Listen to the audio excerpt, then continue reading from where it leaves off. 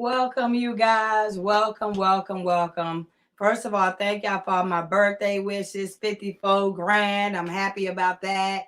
Live to see another year. I'm thanking you guys for welcoming me today. I'm also welcoming Mr. Jimmy Townsend. He's not feeling his best today, you guys, so I'm going to try not to hold him too long. When I found out he wasn't feeling good, I really want to reschedule. But you know, he a soldier in this. So he said, let me do my due diligence list and show my handsome face. So I'm going to bring him up on the platform. You guys welcome him. We're going to ask a few questions because y'all know I'm nosy. I can't be as nosy as I want to be today, but I'm going to do my best and give some of the questions that you guys gave me. I'm going to ask those questions as well.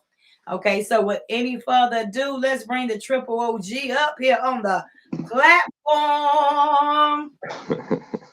Hi, Hey, how are hey, you? Essie. Your voice it's a little low. I can't hardly hear you. Okay, What can we do about that? let me see. Can you hear me now? Yeah, it's much better. That's better. Yeah, it I is. think I was trying to talk all sexy. I'm sorry. Forgive Uh, me. that's what it is. Yeah, Okay. no, just joking. Let me make sure I got it up. Hold on. So, Mr. Jimmy, I know you've been on a lot of people platforms before. You know, I watched some, but I really want to like go from a different angle. But before we get started, can you please tell everybody where to find your book at? Oh, most definitely. It's on www.jimltownsend.com. Can somebody put that in the box, please? One more time, Mr. Jim. www.jimltownsend.com. .com. Okay. Well, you look good, even though you ain't feeling that good. You look very nice. Man, listen, listen. Thank God I don't look like I feel because I'm telling you, I feel terrible. But like you said, I'm a trooper. Let's do it. Okay, so first of all, I had asked you before we got on here, are you a triple OG? So I don't know if people know what triple OG mean, but are you an OG? Do you consider yourself an OG? Well, from my understanding, of course, I had to go back and research that because I had no idea what a triple OG was. Right? I heard it, but I never researched it. Just played it by ear. But I did go back and Google it, and it says that triple OG is one that has made his way out of the hood successfully, became a success, but never lost his roots to the hood. So based on that definition, yeah, I am a triple OG. Triple How about OG, that? y'all, you Yeah, heard? no Okay, doubt. yay. Yeah. So when you were coming up as a little boy, was it something that you wanted to be? Because I know, did you have a dream of being something like a doctor, lawyer, whatever, or you just, what did Well, you? you know what? As those have read my book, you will see that I never had. It was never my desire to be a drug dealer. First of all, um, and my aspirations to be something. It was kind of hard for me because those that have read my book will see that exactly what I went through, and as an adolescent, and it really put a lot of strain on my ability to develop as a young person should, right? Due Right. to physical and mental abuse. So during all my life, I basically put a band-aid on my hurts and pains and those things that I was going through. If you think about it, in a lot of family households, there are skeletons in the closet. You see Right. what I'm saying? Those things that we really can't bring to the forefront and talk to people about. So especially as young kids, and I want to say this here and kind of digress a little bit. And that's my whole thing where I am now. I want to talk to these young kids because it's a lot of shoes that I've walked in that I can talk about. You see what I'm saying? Not just hearsay all that. I've lived it. So and so I just really want to talk to these kids and reach one. I might not reach one out of 100, but I just want to do that, be due diligence in doing just that, reaching these kids. So no, in answer to your question, I really didn't have just in the particular, like some kids want to be a fireman and all like that. And remember, I'm from old school era, I'm a baby boomer. Yeah. So even that was a kind of hindrance point as far as have the ambition to be what you want to be. Right. And yeah, so no, not really. I can't tell you anything in specific that I really wanted to be. Okay, just to let people know, because I knew I was going to be asking for an interview, I did not purchase a book. But whatever answers I don't get, as soon as we're done, I'm going to purchase it myself. So I want to be honest about that, because I didn't want him to feel like I asked for something that I've already read, because I'm just going off of what I know. So, Mr. Whoa, wait a minute. Oh, I'm giving an interview. You hadn't read my book? No, Oh my God. because I thought No, I'm just joking. No, I'm just joking. if I read it, then it might give people away, because I heard a little bit, Storm told me a little bit, but I said, no, let me get it myself. But I wanted to wait to show, because let me ask you this. Okay. One time I asked you about your book, and you said it's plural. So how many parts of the book is it? Well, actually, I had been saying 3, because I take you back, from my adolescent years on up to the point that's in Chicago, up to the point I migrated to Chicago. That's how I got in the drug game. Then I came back to Memphis. You had to read the book to see why. I didn't come back because I wanted to, but I came back to Memphis for a specific reason. Okay. So it's really 3 parts. I've been promoting 3 parts, and I'm having kind of reservations about doing the 3rd part. It's definitely 2 parts. And the 3rd part it's based on post prison, after I've gotten out of prison. Because I ain't gonna lie to people. I tell people, man, I had a more smoother ride going through 27 years in prison than I have since I've been out of prison, because all of my thoughts and thinking that how it was gonna be. Because be mindful now. I've been 27 years in prison. You come out, everything has changed. I went to prison in 1991. So of course, when you come out of prison during 27 years, the whole world has changed. So I really felt like a dinosaur, or say this, a caveman. First time the experiment fire. I was like kind of somewhat lost. So I had to learn a lot of stuff all over again. During my transition back. That Yeah. was hard for you. So it was almost like you was in, like, everything was like so totally new. You're saying that it's almost like you had to learn everything over again to a degree?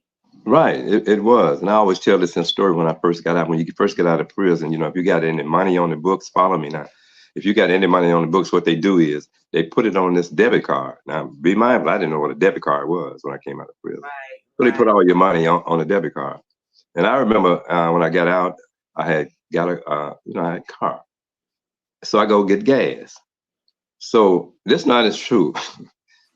I walked up to that gas pump, and I know I stared at it for about 5 minutes, because they told me I could use the card to get gas. I had no idea how to use the card to get the gas. So I stood there. I'm literally sweating bullets, looking crazy. So this guy, he saw me, and that was behind me. He was waiting. What was taking me so long to purchase my gas out of the gas pump? And so he came up, man, what's up, man? I'm waiting. So I goes on to explain to him. I told him my whole dilemma. As far as doing 27 years, I didn't know what a debit card was. Can you understand? There's a grown ass man. Yeah. I couldn't explain. Wow. But he was. Thank God, he was very patient with me. He showed me how to do it. So that was I'm talking about a traumatic experience for me. I ain't lying. A simple debit card. So I was that far behind in time. Okay. Really. So right now, do you feel like caught up some? You feel better now? Well, you know what? I have, with this, of course, I don't fool with the iPhone, but with the, now that cell phone was very challenging. That you got to remember, because when I left, we had I had a cell phone, but nothing like the smartphone. Yeah. So I had to learn everything over. In fact, they were still working on the interstate here in Memphis. When I left, it was almost a 2-lane, nice 4-lane on each side. Bottom line, everything had changed. Just think about it, from 1991, and you counted 27 years later. It was traumatic. It was, Really? But here I am talking to you, Essie. Come on, babe. Hey, but hey, we learned some new stuff today. You see what I'm saying? Yeah, that was absolutely. Cute at the same time. Though I didn't want to laugh, but that was just like, I could imagine, though. You come out of a whole new era, and then you coming into this like this, and it's all different for you. But you said something. You have a reservation about writing the last part of your book. Why is that? Well, you know what, and the reason is why is because, man, like I said, I was. It was just, when I even think about it, I'm about to get emotional, because it's a family thing, and I'm just gonna say, dealing with my ex-wife Marjorie, my kids, my grandkids, and And my other grandkids, by my other kids, I'm telling you, my life has been like, again, I had a smoother time going through prison than I have been out of prison because I had to deal with so much uh, emotional things that really it was a disillusion to me. I thought it was gonna be, you know, when you come out, you think everything's gonna be perfect and everybody gonna bond to you, which they did initially, but man, everybody in family, and I just hate to say it and point everybody out, they became snakes in the guy, and that's just family, and that was the ones that I really loved, and they just didn't understand what true love was, you know, unconditional love. So yeah, so but I'm having reservations about writing it, but I think I'm gonna go and write it because I'm always promoting myself as being transparent, right? Right. So I don't wanna, and I probably will. I think people will really want to Yeah, know. but I know you had a dilemma because you got your daughter Morgan, you got your son, you know what I'm saying, then you got Margie. And then I know if it affects your children, it's gonna affect you. If it affects you, it's gonna affect your grandchildren. Because I would think that part three is a lot about that too as well. Am I right? You know, What, where you are without just actually, I might as well. oh yeah, he froze for a minute. Hold on. Hold on. Hold on, Mr. Jimmy. That's it. I'm not back. Yeah, yeah. Go ahead. Oh, okay. As I was saying, I may as well just because I did get on social media. 'Cause I came to a point in my life to where as and this thing in this interview, I want people to know this interview is not about Marjorie and Steve Harvey. Right, Okay, but you asked me a question as right, far as phase 3 of the book, you know, because I've been promoted as being a 3 series book I had. right. So I guess I had to be honest with the audience. Um, yeah, I really came out and said something about as far as how Marjorie was treating my daughter, as you just alluded to, Morgan, and my grandbabies from that. So yeah, I really got so emotionally involved with that and what she was doing, how she was treating my daughter, our daughter, and my grandbabies by our daughter. I just got so caught up with emotionally that I got on social media and I blasted her. I did. So I I don't saw know. that. Some of your followers might, you I know, saw have it. seen that video. Did you see it? I don't think you blasted her. I think you like as a man who went to prison for someone else, you know, and you gave her, and that's your child's mother. You said what you felt. You said what people wouldn't say. You spoke for Morgan. You spoke for your grandchildren. And I Mhm. feel like after doing that much time, how you get in jail for what you did, because I'm gonna be honest with you, I think it took a real man. I don't know too many men gonna go to jail for you straight up. And not no black man, no way. You get what I'm saying? So Yeah. that to me holds a lot of seniority in my book to see that. So I understand why you did it. And I don't understand with any families why we can't just all be together. Why I can't just be friends? Why I gotta be this separation? That's what I was listening to when I saw you. I was like, this man trying to understand how did this hate come? How did this anger and this upsetting part come? And here I am, your child's father, and I'm the one made sure that you didn't go to prison. That's what I took out of it. And not being angry. I don't think you blasted him for sure. Well, you know what? I consider myself a man. I don't, you know, because you got to keep your emotions kind of intact. And that's what I'm saying. I came to it was, and I have for six. I've been out of prison 6 going on 7 years. And listen, I'm talking about as soon as I got out of prison, it all began with her because, and it was so surprising to me because I tell people you got to be mindful that when I went to prison, and I did, as you said, and a lot of people know, the only reason Marjorie didn't go to prison was because of me. Right. Okay, but I don't take no accolades for that. But because if I had to do it all over again, let people know I would do it all over again. Honestly, I would because of her and my 2 kids, especially my 2 kids. When I went to prison, I left her with 2 kids, and so now it's never about throwing her under the bus because I'm gonna treat her as she is the mother of my 2 kids. But she got so out of character, you know. Um, I don't know why, because and you know what, a lot of people talking about, well, it's the money. No, before Marjorie went to prison, Marjorie was used to money. You see what I'm saying? We had money, plenty of money. You see, so that wasn't the issue. She was able to buy, you know, $10,000 Coach purses and all like that, you know, and think nothing about it. So, but anyway, so it wasn't about the money. So I don't know what the hell got into her as far as. So I guess it became not just having money. Then you know, like the Bible says, the love of money is root of all evil. So I guess she became so obsessed with having more money, you know, because she was a millionaire with me. But I'm saying, I guess the more money you get, the more crazy you get, obviously, because she did the way her and Steve Harvey did my daughter. It was just unacceptable. And I guess like I said, I try to keep my emotions intact when it comes to dealing with certain situations, but I couldn't hold it. So I just went off because that was just, no, that was just unacceptable to me. No, you can't do it. My daughter, our daughter like that. That's crazy, you know. So I guess my question is, my answer is that was the reason I just went crazy on social media about Marjorie. Because if you look at me and follow my track record since I've been out of prison, man, I said nothing. I was quiet. I started off with Lionel B to really go out and just, you know, release my emotion. But then I stopped. I wouldn't give no more interviews or nothing. You know, even you remember you were trying to get me to interview. I wouldn't, because it wasn't about throwing her under the bus. I just went on trying to live my life and bond with my children and my grandkids. You see what I'm saying? That was my life. I put the book on the shelf. But let me say this here. One of the reasons I pulled it off the shelf is because of Steve Harvey. I got to say that. That was one of the main reasons. A friend of mine sent me a link to what he said with this here, this little conversation he had with my son, me and Marjorie's son, Jason, and where he called me, you know, went through this here on his live Steve Harvey show. He had this conversation with Jason. I think he was at 13 at the time. And they had a little disagreement. And so Jason told him, said, hey, listen, you ain't my father. Jimmy Townsend my father. So that kind of pissed Steve Harvey off, I guess. So he goes through this little spiel, is that him being the shining armor for his mother, shining knight, and how that goes? Knight and shining armor, yeah, for his mother. I love your mother, so therefore, you know, I got to love you. But where's your punk ass daddy? You see? And so that was just unacceptable to me. You see, that really pissed me off. So that's when that was that and another something else make me pull the book off the shelf. And that's why you got Snakes in the Garden today. And that's one of his favorite words, y'all. Be listening when he stalk me. Punk ass, nigga, punk ass. That's his favorite word.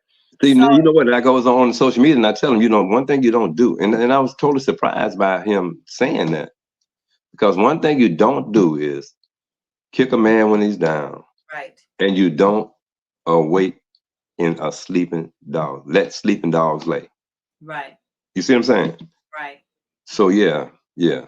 So do you think if you're doing the third part, you feel like you're going to be damaging or making some, like, you know, being a man and you've been married to her and you got kids by her, in that third book, do you feel like it's going to make your babies feel some kind of way that you just don't want to put her in that position?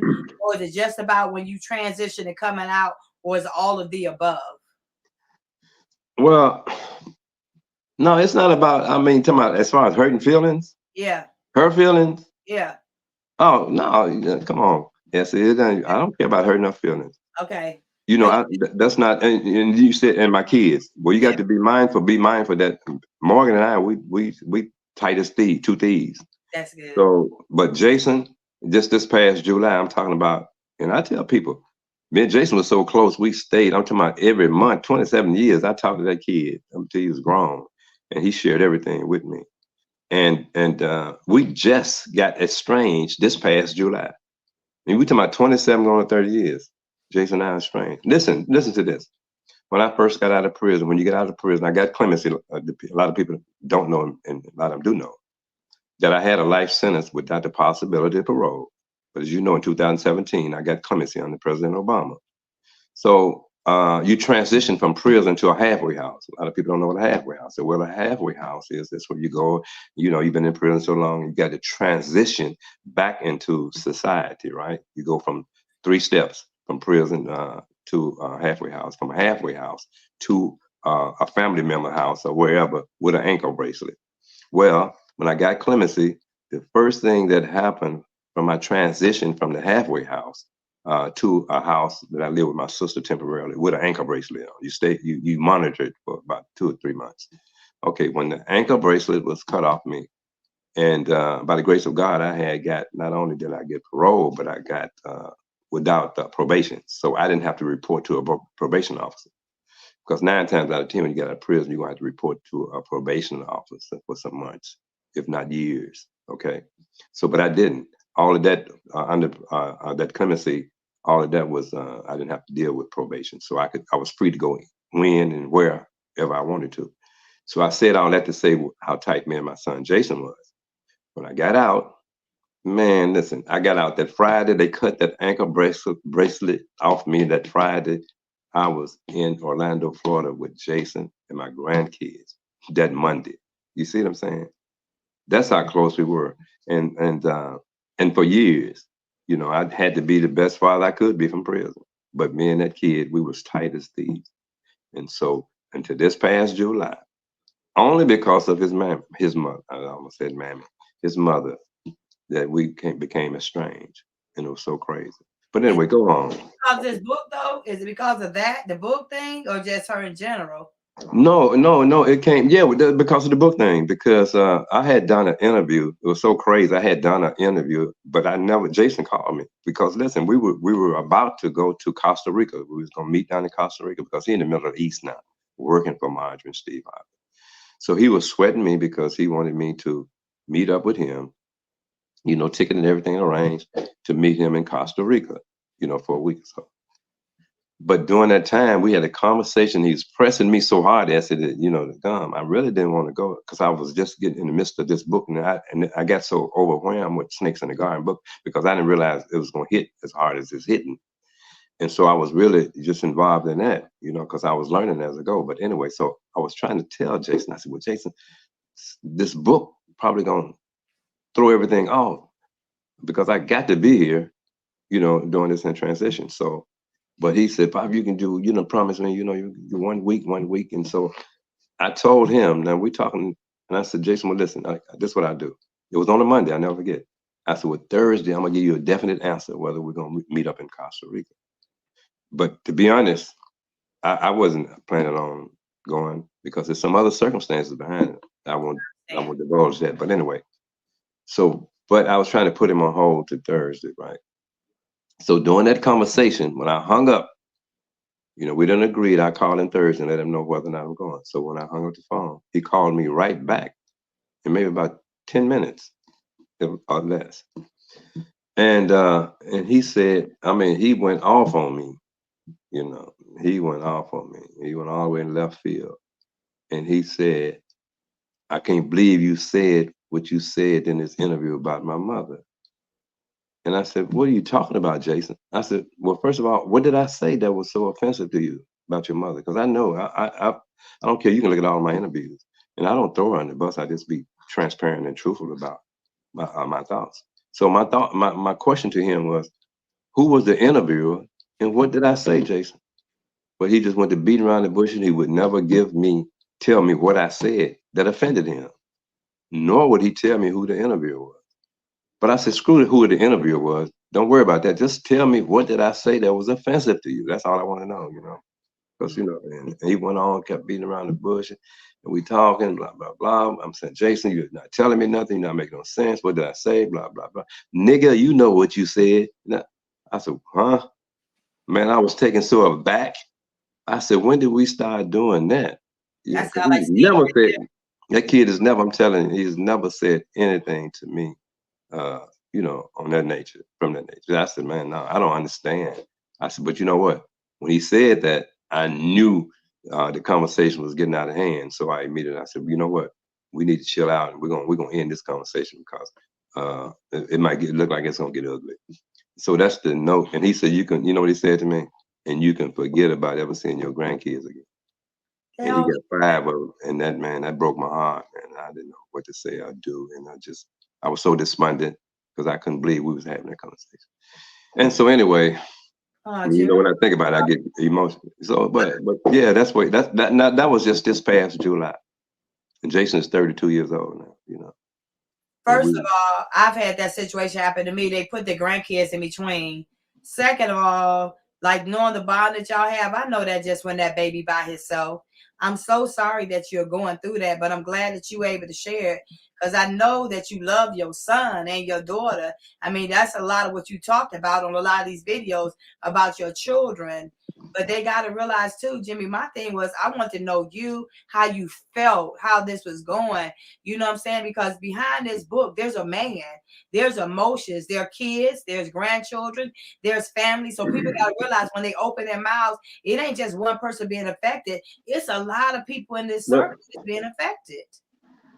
Well, yeah, that's true. And I always tell people my sole desire was to get out of prison. This is my first priority, was to get out of prison and bond with my kids, because you got to remember I was gone 27 years, so all my kids, they was young, and they grown up now.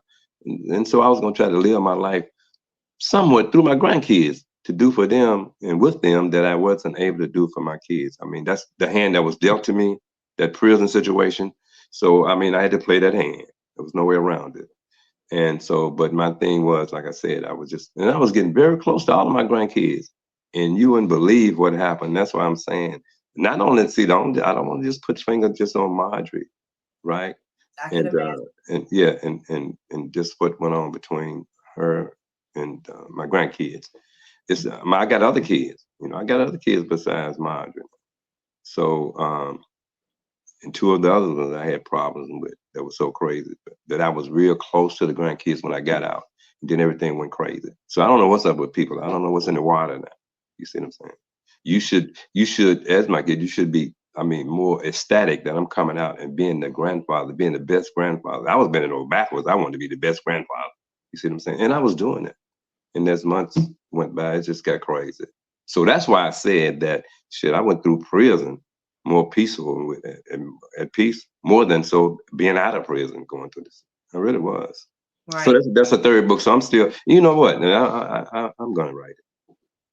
You know, this is my thing. Like, I respect you so much just as a man, and know you went to prison for your baby mama. For real, y'all. Again, I don't know too many black men what would do that. That's one. To have that nobility about yourself, and to know that when you went, that you gave your children a mother. You get what I'm saying? A lot of people wouldn't have thought past that, Jimmy. They would have just been thinking about themselves. I understand what it feels as the grandchildren, because I've had that happen to me as well.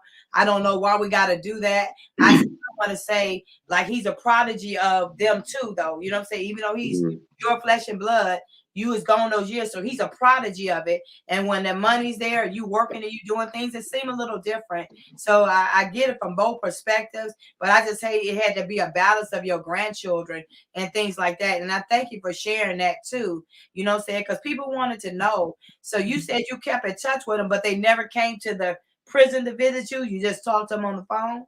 Oh no, that's what I'm saying. People don't. Another thing people don't understand, and you see the what's the title of my book? It's Snakes Jimmy in the heart. Townsend, The Untold Truth. The Untold Truth. Because I know I was listening to a lot of stuff on social media that was being said that was so untrue. And Right. that was another thing that the reason I wanted to put out my book. And it wasn't so much about Marjorie and saying, I wanted people really to see what I went through doing, in life in general. But now back to your question is, did they visit me? People don't understand. From the time I went into prison, I'll say this, Marjorie was very faithful. Listen, not as a wife, because we came to the conclusion we had a talk. Telling me and the girl was close as far as friends, you know what I'm saying? I wasn't the best husband, I tell everybody. I was a terrible husband, you know what I'm saying, as far as being faithful. I was. And like I said, again, I'm being transparent. But when I went to prison, she was right there for me. She brought those kids for 20 years. For 20 years, she brought those kids to visit me. She did. And if there was anything that I needed, if I wanted, fortunately, I didn't even have to ask for nothing. You see what I'm saying? Because I had one of those elite prison jobs. I did. I had, became a dental lab technician. So I was making money. I didn't need that. So, but anyway, she did. She brought them faithfully to see me, right? And for 20 years, I could call her anytime, day or night. Even when she got married to her second husband, Donnell, I even called, talked to him, and he understood because he was a street guy. So he understood all of that, and he was right there for me. You know what I'm saying, man? Ain't no problem. Thank you for looking out for my family, blah, blah, blah. And, he said, man, no problem. I dig it. And, you cool, and so on and so on. So when I called Marjorie, I have no problem. I'm talking about the latest I could call at 10 o'clock. And I would call sometime at that time. But what I'm saying is, for 20 years, hear me now, For 20 years, this woman was a friend because we had already agreed, you go on with your life. Because I'm a realist and I got my battle that's trying to get this life sentence off me. And you know, you're a young woman, do your thing, but we're going to always be the best of friends and the parents, co-parents of our kids. That was that. I was cool with that.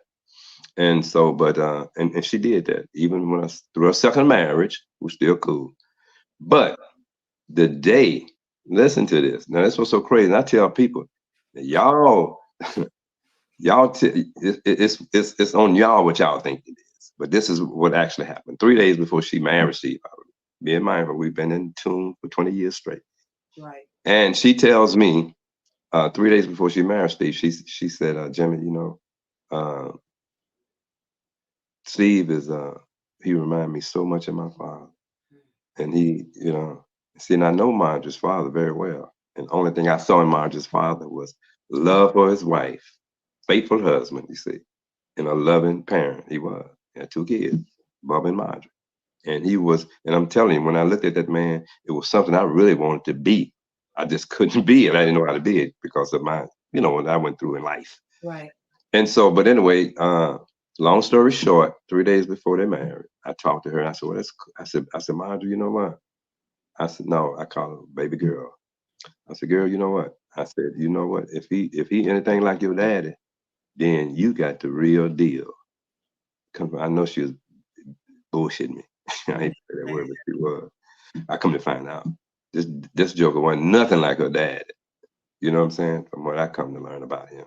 But listen, so my point is, I said, I'm gonna give you a call, you know, and congratulate y'all after your marriage. But so I think 2 days after this marriage, I called her. Man, her number had been changed. After 20 some years, her number was changed, and I never heard that girl's voice again, except on social media. But via phone, I never heard it again to this day. And so I don't know. I tell people to draw their own conclusion. I don't know if it was just her, something she wanted to do, or was it Steve Harvey told her, you got to disconnect yourself completely from this Jimmy Townsend. See, I don't know. So y'all got to draw your own conclusion. That's the story. I'm a Libra. Margie's a Libra, and she's a woman. Draw your own conclusion. She kept that phone on ring for 20 years. That man made her do it. There's no way that she's going to do it for 20 years and just change like that. You know what I'm saying? But then, you know, all men are different like all women are different. So my conclusion would be Steve, because of what kind of dude he is, not throwing nothing. Even if it wasn't Steve, I'm just saying there was some type of insecurity and some type of something he felt that you probably, what Margie was still feeling. You got kids by her, so she's gonna feel something for you. I just don't think she'll just, and that's strange even for a Libra. You know, I'm just saying not all Libras are the same, but 20 years and then you change your mind. Nah, you know it was more than that, and you know that, Jimmy. You know what I'm saying?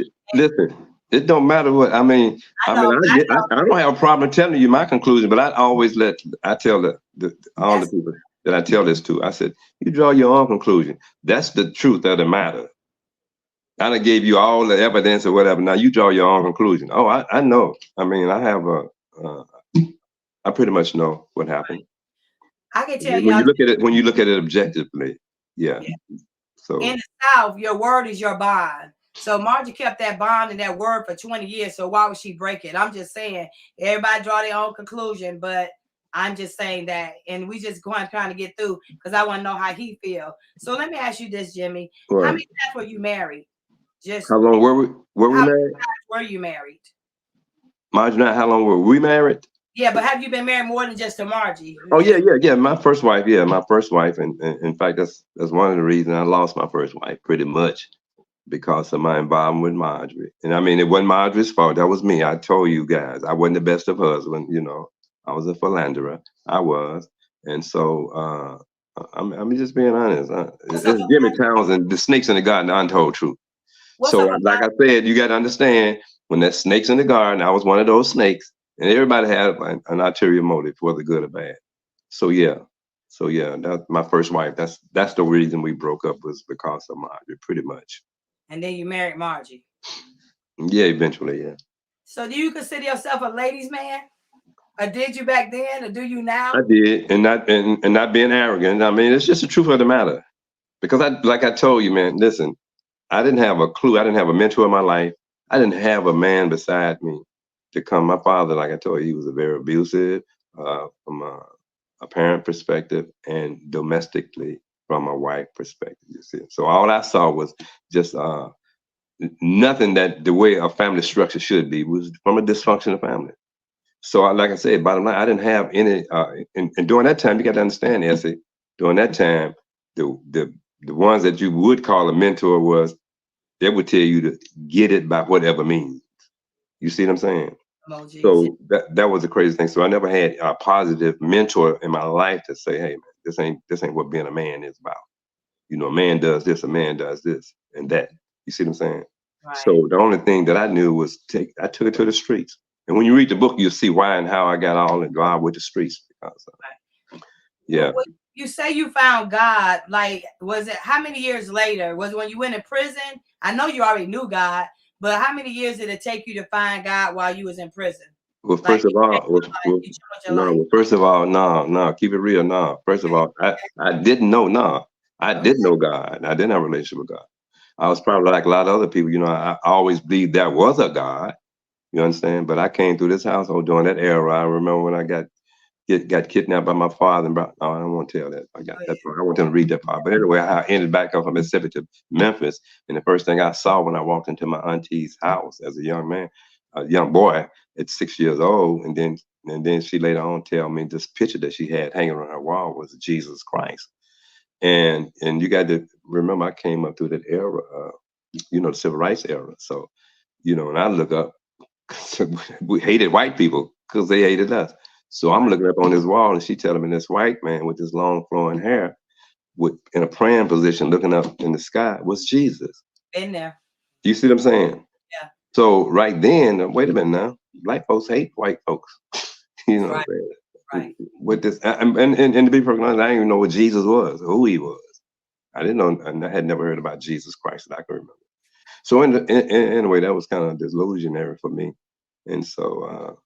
I never did embrace uh, this Jesus Christ, or as I was saying, we use the word God, and I didn't even have no concept of what God was or who He was. You see what I'm saying? So you went on to say what? When you was in prison is when you found God. Yeah, found God.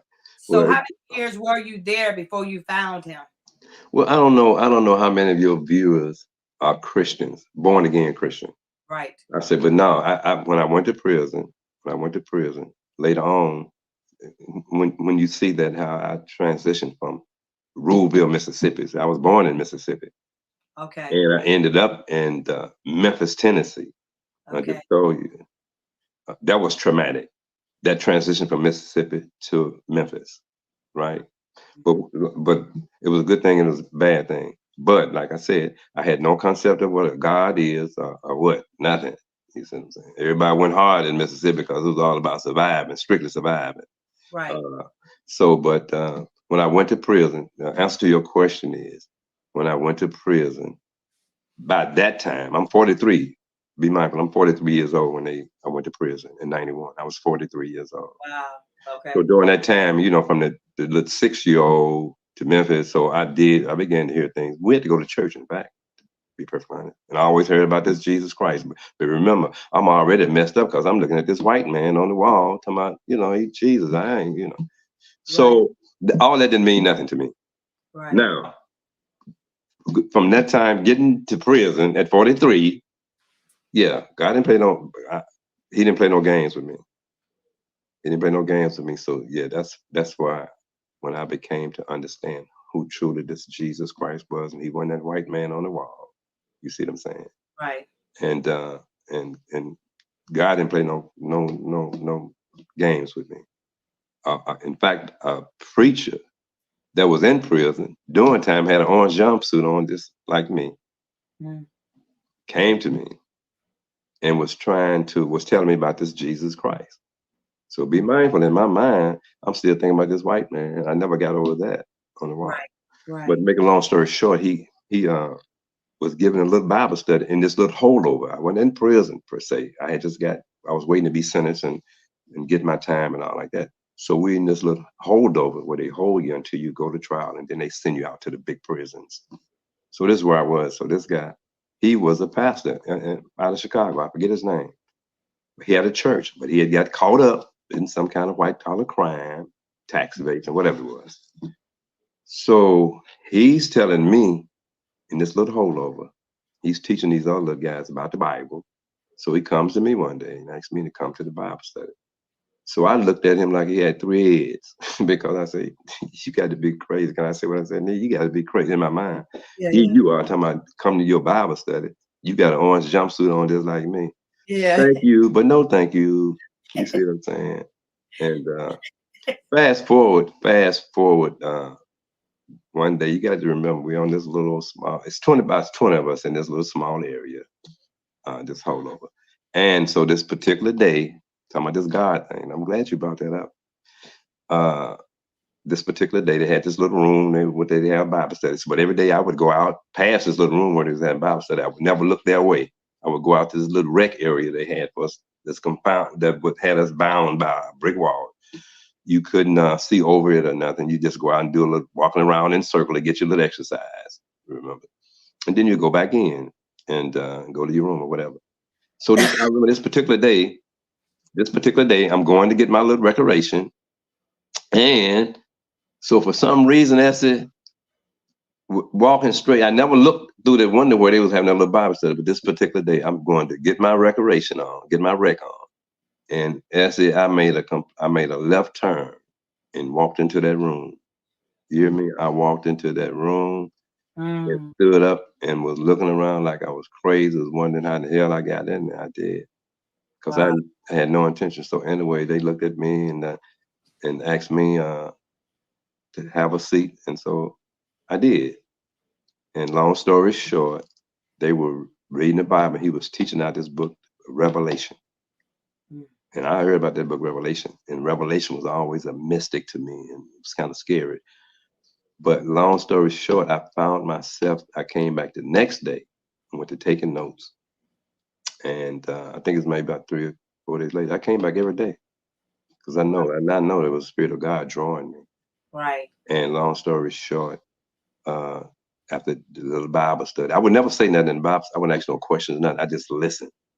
But this particular day, he said, okay, let's go up to my cell and we're going to pray. I'm going to pray for you guys and all like that. So we went upstairs in this cell and everybody got on their knees. He went to praying as it, you know what I'm saying? And I forgot exactly what he said, but it touched my heart to the point that they was on their knees. I stood up and I went to asking God and it was like, listen, it was like, you old enough? I don't want to tell you. I don't want to tell you to tell your age, but you have seen those little pull down. Man, I'm 54. Oh, okay. You might know. You remember those little reel to reel that you had to pull down the screen, and then you had this real projector that showed a picture on the wall. Yeah. Okay. Well, in my mind's eye, that's exactly what happened. It was like the screen came down, and this projector was gone, but on that screen was my life. But it was showing my life, but everything it was showing was bad.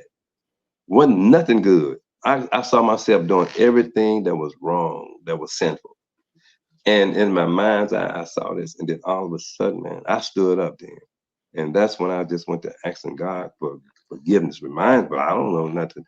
I just kept crying out, I'm sorry. Forgive me, God. Forgive me. You know, I went to sitting there. Listen, it was so emotional to me.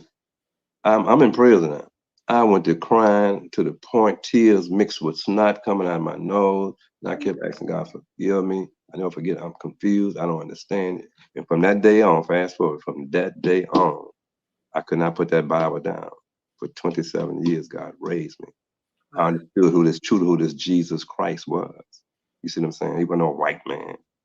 No, he truly was the Son of God that came to die for the sins of the world. You see what I'm saying?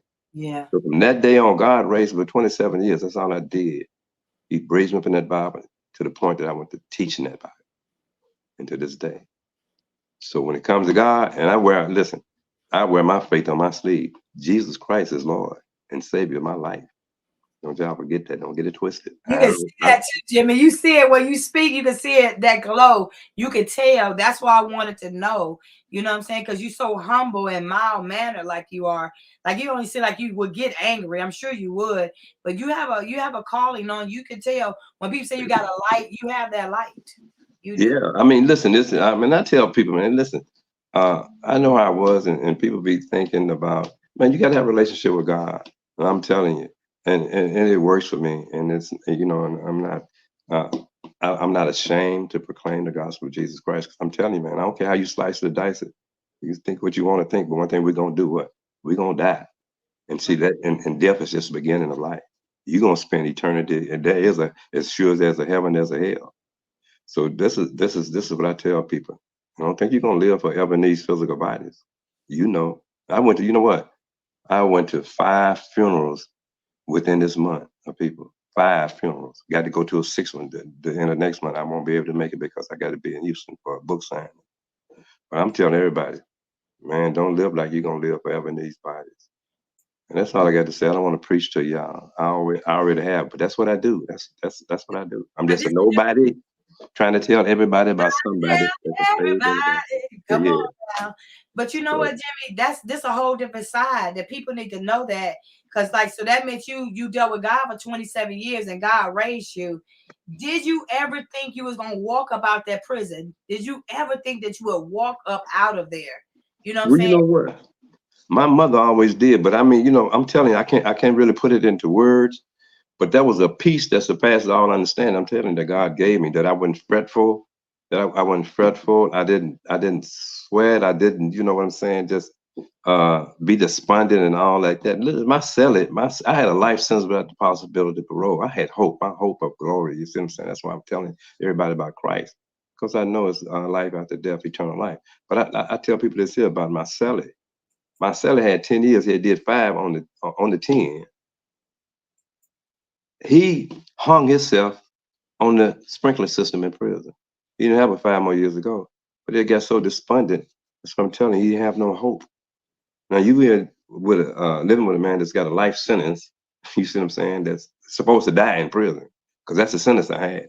I was supposed to left out of prison in a box. You hear me? But they meant it for evil, but God meant it for good.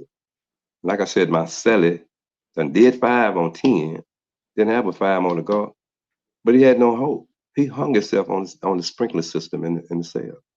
You see what I'm saying? Wow. So so yeah, it's crazy.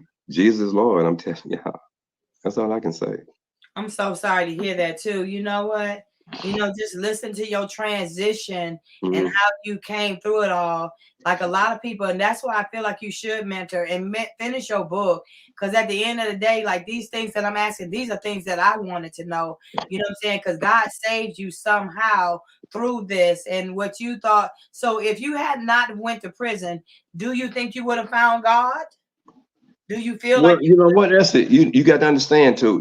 I'm telling you now, God works with us, but I'm telling you, the bottom line, it's like Jesus Christ said, "I am the way, the truth, and the life. No one can come to the Father except through me." So remember this here.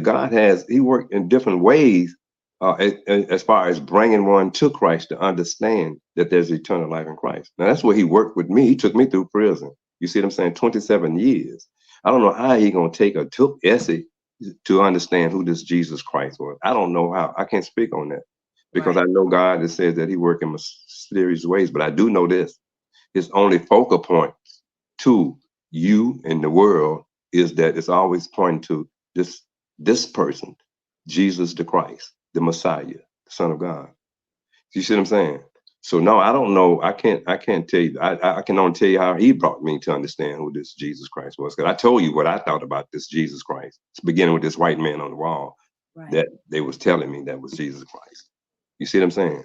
Right. And I don't care. I don't care when you really look back and look from, I'm telling you, from a biblical perspective, or we got all these, and there's something else. I guess I know I'll get so emotionally talking about this because I'm telling you, this is the best thing that I can tell anybody, Essie.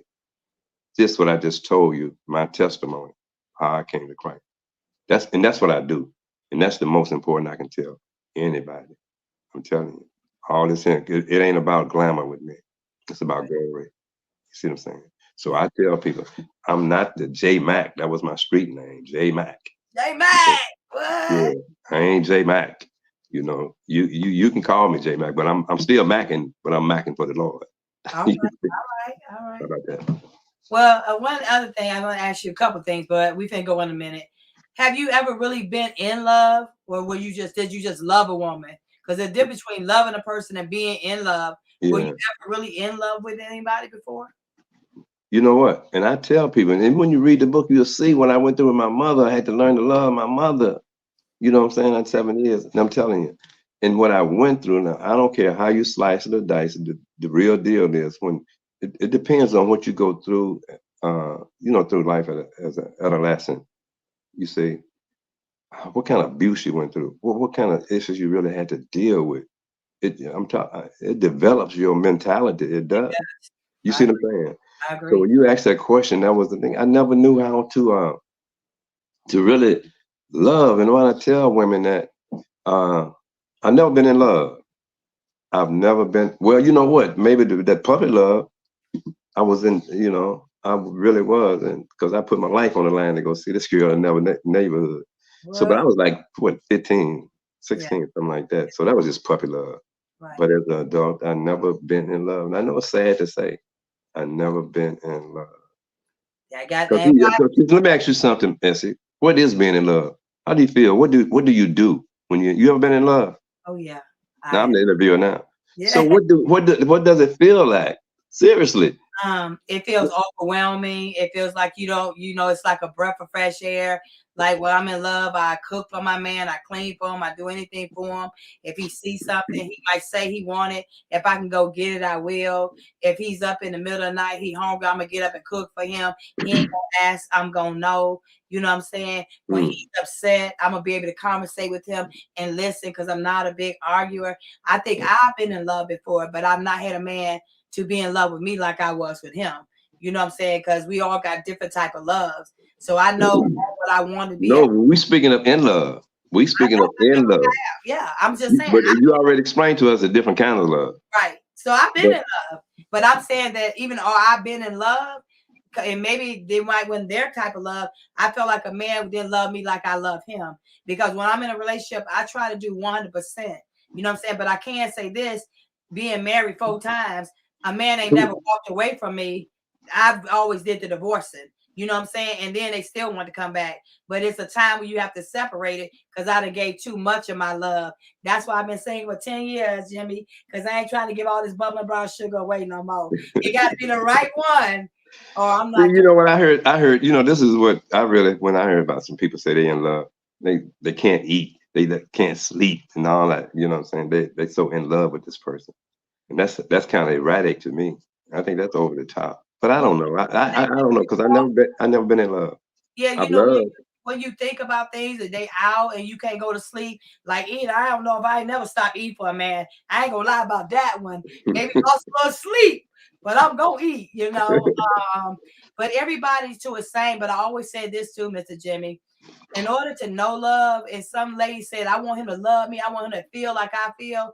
You can't make somebody feel like you feel if you never were taught love, nor were you ever shown love. So if you never been shown it or taught it or even experienced it, how can you give it to another person? You know what I'm saying? It would Mm, be up to you to find that defined person to do that with. That's what I mm. feel, because we all want that exceptional person. But when you get it, I'm sure you'll know it, Mr. Mac. You know what I'm saying? Yeah, I'm sure that right. you will.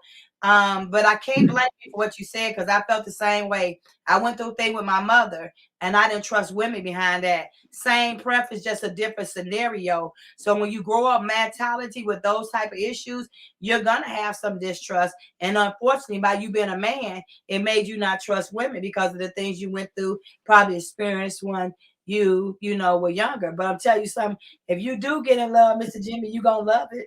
You gonna really love Well, you know what? And it. people always ask me the question, well, were I in love with Marjorie? And you know what? And I'm not gonna tell you because I wrote about it in the book. Hey, I'm gonna be way like, yeah. Yeah, see, yeah, I wrote about it in my second book. Yeah, that's when I come back to Memphis. Well, But yeah, yeah, I tell all, like I said, it's the untold truth, yeah.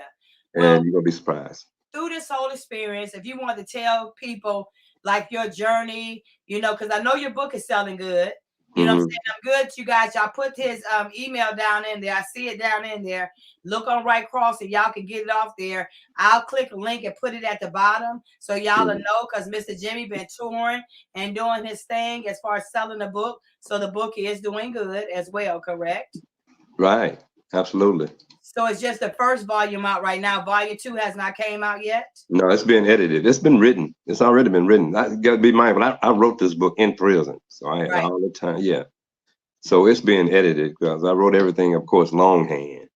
So So you it's got to be type it, digitized. do all Yeah. that. That's a lot of work. Do you know when the second volume is coming out? Well, I'm gonna tell. Well, I won't tell anybody because that's how I got myself in trouble with this first volume. Right. I put so much pressure on myself, you know, and trying to predict when it's gonna be ready, and that's why I was about a month, almost 2 months behind of it coming out. So no, I don't want to. But I will say this, as I said, it has been written. Okay, it's just been edited. So do the math. So. Yeah.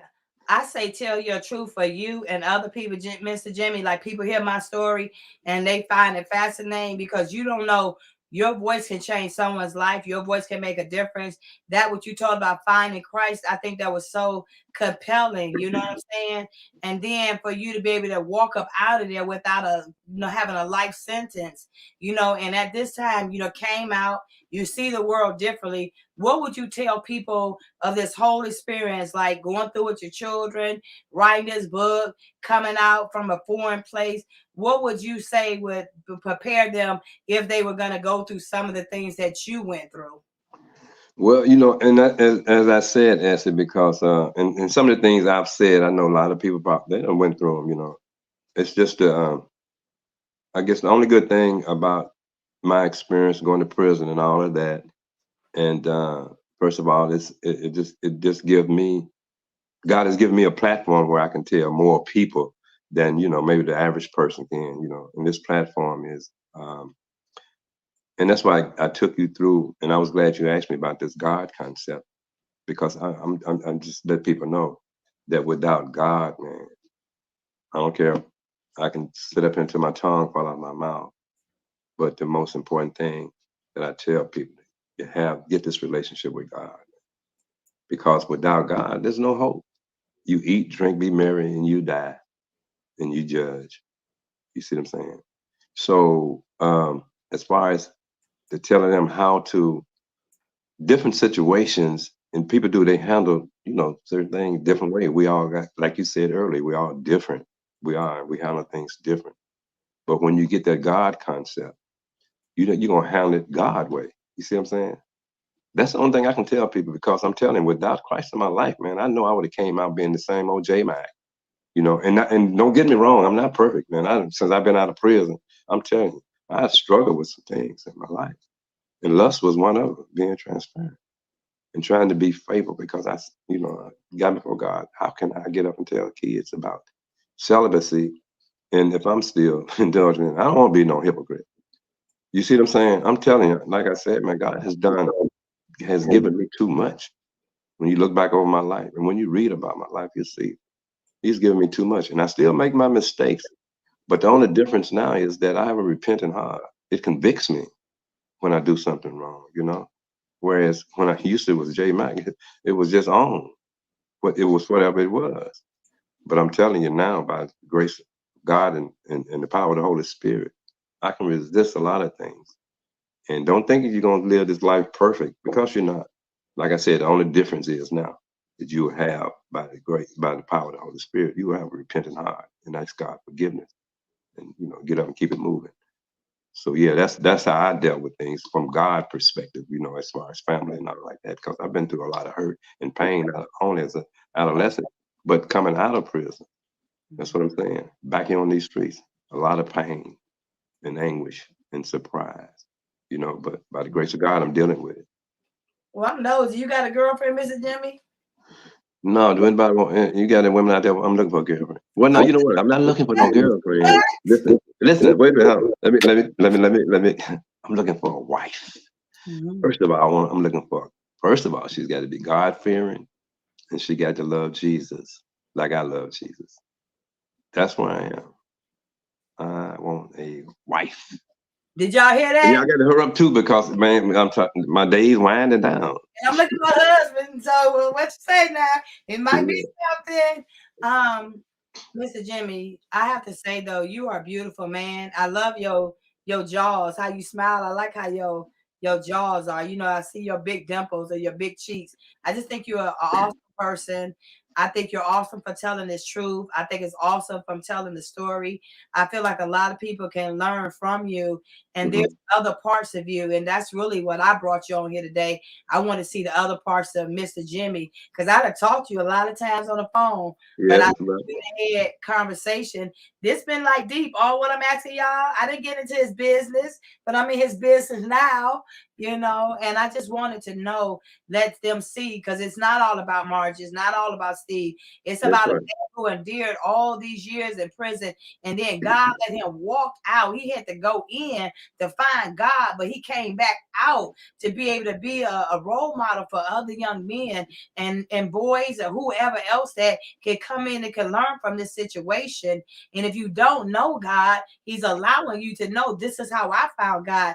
Not even knowing when he was walking out to their yard, God detoured his foot somewhere else, and look now. You know what I'm saying? Because dude, maybe if you hadn't did that, you may not even have walked out. I feel like God was preparing you, Mr. Jimmy, for now. You know what I'm saying? Snakes in the garden too, the whole 9 yards. You're absolutely right. And yeah, if I had to put all this in a nutshell, it's truly about, my book is truly about what God brought me through and out of, and the platform that he's built for me to get up and tell my story, and it's for his glory. My life was glamorous, it was, but it's not about glamour. It's about glory, glory to God. And he's given me a platform. I got a vision to start this nonprofit organization to deal with young kids. It's called, I already got a name for it. It's from boys to men. You see what I'm saying? Boys to men. So, yeah. So, and I like to tell this in closing, Essie. When I did get clemency, the protocol was that, you know, when you make a request for clemency, you have to write a letter to the president telling him, and President Obama was president at the time. You had to write a letter to the president telling him why should he give you clemency. And in my clemency letter, I wrote, you know, I told him how I was remorseful for everything that I did, and I was, and but I did go on to tell him that I didn't deserve a life sentence Correct. without the possibility of parole for a nonviolent crime. No, I would never, you know, agree to that. I knew that better. But but my point is, I went on to tell him one of the main reasons I wanted to do, because I was such a blight on society for selling drugs, that I now wanted to be something. I wanted to be something that I didn't have in life, a mentor to young men, to keep them from falling in some of the pitfalls that I fell in. You see what I'm saying? Yeah.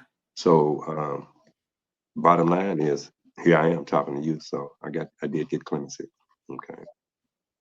Yeah. By the I grace of feel God. your emotions when you be talking to. You could tell that you're very sincere. You could tell Mhm. that certain things, you know, I could feel it in your heart, your spirit, the way you speak.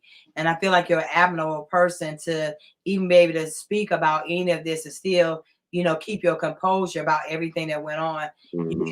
You speak volume for yourself. Sure. But you know what? It was really a catharsis for me to write that book, because I was able to, you know, relieve a lot of stuff that was kind of pent up in me. You see what I'm saying? That Help. yeah, that, because like I said, I put a band-aid, you know, metaphorically, I put a band-aid on hurts and pains that I went through during adolescence. And when you read the book, you'll see I went through a hell of a lot, as far as took a lot of abuse. Yeah. But like I said, by the grace of God, here I am. Yeah. Then you being interviewed by Essie Berry. Oh, thank you. And I'm so honored. I've been, I don't even, somebody asked me how I met you.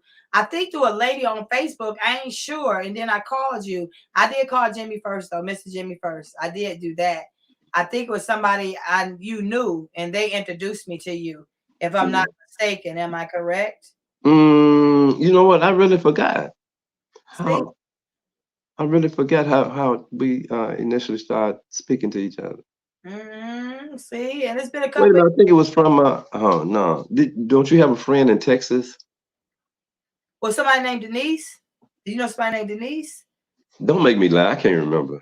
I think it was. You got the younger mind. You should remember. I think it was a female, and she had talked about you, and we went back and forth, and I spoke about you, and then I don't know, I just called you, and we've been talking almost 3 years now, if not more. Yeah, about that. Yes. Yeah. Yeah, right when he got out a little bit, maybe a year after he got out, maybe two, three, maybe or something like that.